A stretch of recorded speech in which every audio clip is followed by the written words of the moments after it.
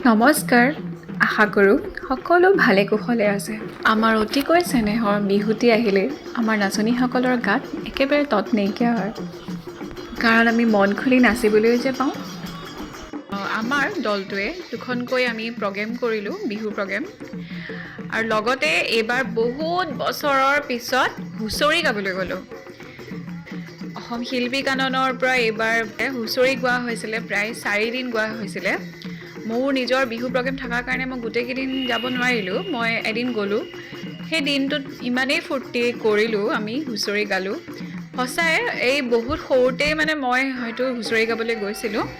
আৰু তাৰপিছত এতিয়া বহুত বছৰৰ পিছত এনেকৈ হুঁচৰি গাবলৈ গ'লোঁ আৰু বিৰাট ভাল লাগিলে।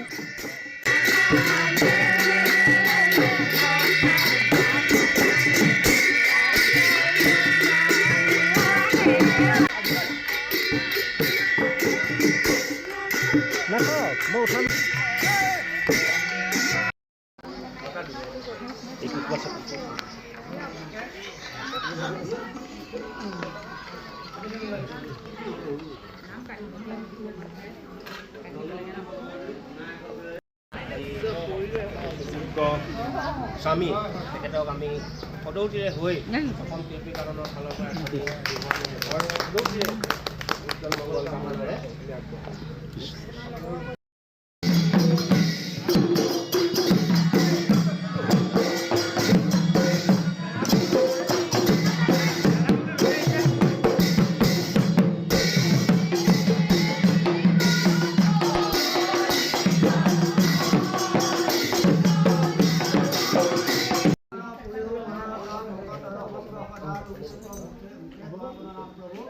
মুখে তোৱাৰ নাম হে প্ৰভু তোমাৰ এই দুখানি চৰত বহাগ বিহু উপলক্ষে এই ৰাইজ গোটেই